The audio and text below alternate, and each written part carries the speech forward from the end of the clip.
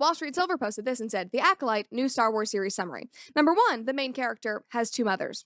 Gayest Star Wars ever. Number 2, all the main Jedi characters are black or Asian. 0 white men. And number 3, in the first episode, the only speaking role for a white character was for prisoners. In episode 3, they plan to throw away all the Star Wars canon and also start using pronouns. One reviewer who has seen the episode said that it will destroy all remaining affection the fans had for Star Wars. Now guys, I'm not a Star Wars fan, but it honestly doesn't even take a genius to realize the occult following that the Star Wars franchise has actually amassed.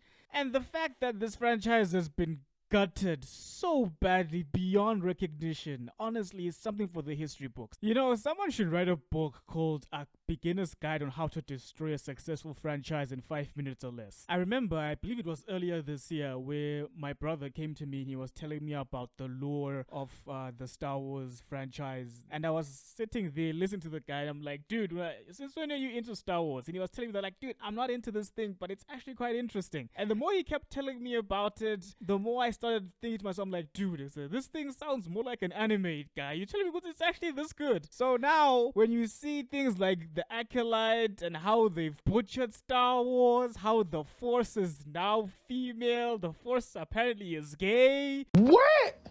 Man, hell no. According to a source that I have, Lauren, Kathleen Kennedy, and Leslie Headland are going to do something in the Acolyte that is going to essentially end what remaining fans they have.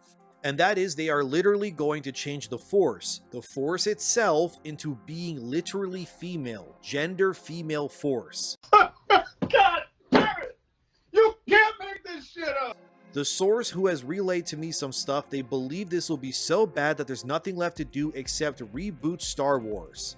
They think Kathleen Kennedy cannot continue, or Star Wars cannot. End quote. How do you do that? How do you do that? But if you actually give yourself a moment, guys, and you look at these activists and the way that they're going about whatever agenda it is that they're trying to accomplish, you quickly start to understand or to see that this is not a matter of us versus them. It's more of a person that is in deep psychological anguish, a person that is hurt, that is dealing with whatever trauma is going on in their lives, just trying to deal with this thing that we call life as best as they can, and they televise their brokenness and their hurt to a worldwide audience because they believe that by doing so it will not only give them confidence in who they are, but it should also help them deal with whatever it is that they're dealing with. And if you look at it in that perspective, you start to see that this entire charade that they're doing, it's something that is to be pitied rather than being angered at, because you know that you're dealing with a person that is having problems, because you know that it's not their fault. It's just a shame that instead of society actually giving these people the help that they clearly need, society would rather celebrate and glorify the fact that they're sick, because we live in a time whereby if you have a mental illness of any sort, you are like the cool kid. You're just better than the average healthy Joes walking about, man. Nah, you're special, man. You're cut from a different cloth. That's where society is today, which is honestly, it's sad, man. The entire situation, the whole sweet baby thing that we're dealing with, entertainment not necessarily entertaining anymore, just it's basically entertaining sick people. It's honestly sad if you look at it. I can see what they're doing, what he's doing. I can see it, I feel it.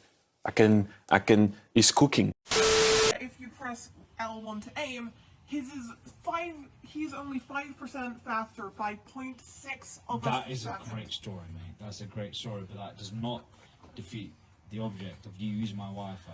So just hold a minute. Do you want to use my Wi-Fi? Yes. Well, you can't. Why? Because I paid for it and it's mine. That's like me saying, like, can I use your Xbox? It's not an Xbox. This is not an Xbox controller.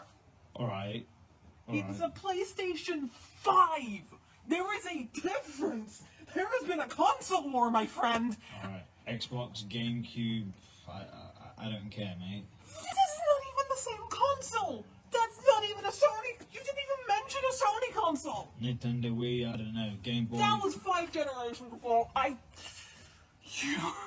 You are testing my patience. No.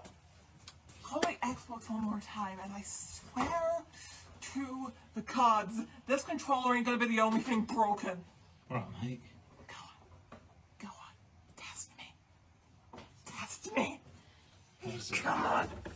What is it? An LG cookie?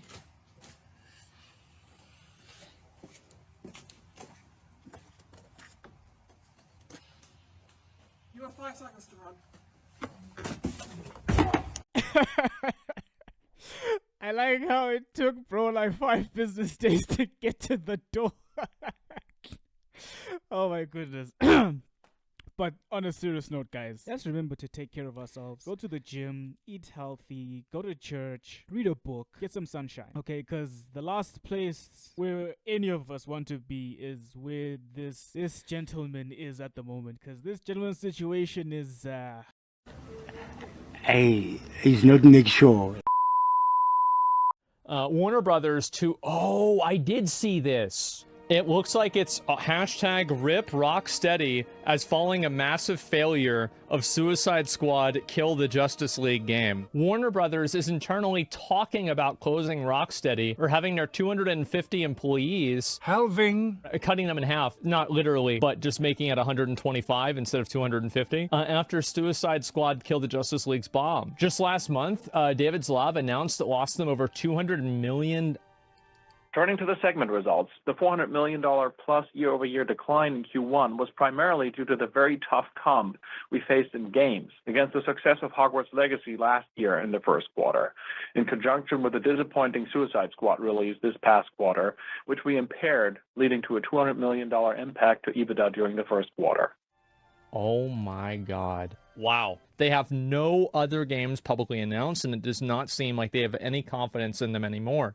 Are they going to shut down Rocksteady? Probably, yeah. Because whenever you make a game that loses $200 million, somebody's head has to roll. It's like, people thought that they liked Harley Quinn. Nobody liked Harley Quinn. Everybody just thought she was really hot. Total misunderstanding of the character. She's literally has no character trait besides hot psycho sidekick. Yeah, and that's all we needed. You cannot expect to cause a company to lose $200 million and then for them to be like, well, you win some and you lose some. This is by far the best outcome that anyone could have possibly hoped for. I mean, from a fan's perspective, it's extremely... What's the word? It's extremely sad to watch something that you love destroy itself. To see it torn apart to a point where you no longer recognize it anymore. To the point where you think that the best thing that we could do for this franchise or for this series is to simply end it. While it still has its dignity intact.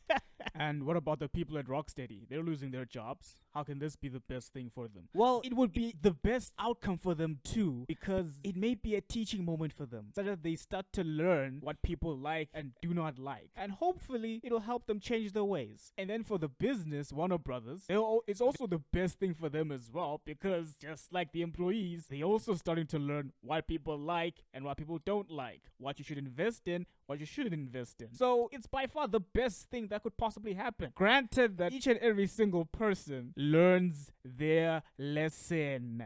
That's not how it works. That's not how any of this works. Today's subject is slavery.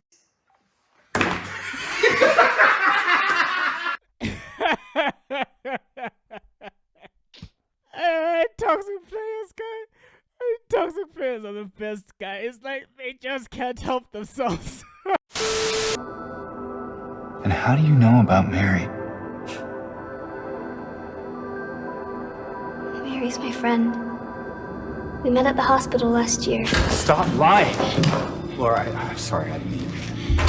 Fine! Don't believe me! Hey guys, I'm not gonna lie. At first I was excited when I heard about Silent Hill remake because, you know, I've never got a chance to play the original Silent Hill back in the PS2 era. So when I heard that a remake was gonna be made for modern hardware, it was tough or hard not to get excited for that stuff, you know. It would be a cool welcoming mat, you know, into the world of Silent Hill. But then now after seeing this latest gameplay from Konami, This crossing shit. like all my excitement is just popped like a balloon, man. I'm not feeling it, man. Personally, for me, I'll chalk it up to modern gaming fatigue. By modern gaming, I'm referring to the formulaic structure of how narrative single-player experiences are presented. It's like you played one cinematic experience, you've basically played them all. Because you know for a fact that there's going to be an over-the-shoulder camera, and number two, there's going to be cutscenes. I never thought I'd get to a point where I'd say that, you know, I actually miss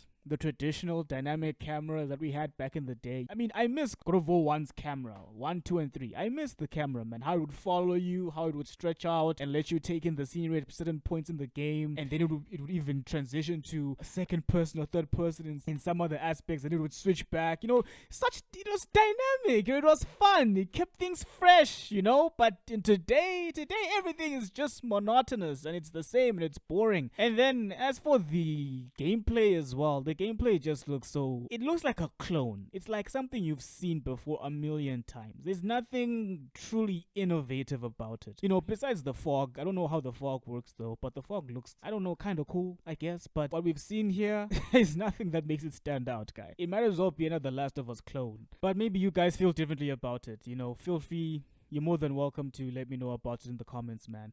And as usual, thank you awesome, fantastic people, for liking and sharing my content and giving my life much needed meaning. And remember, stay frosty and VWIW. Vote with your wallet.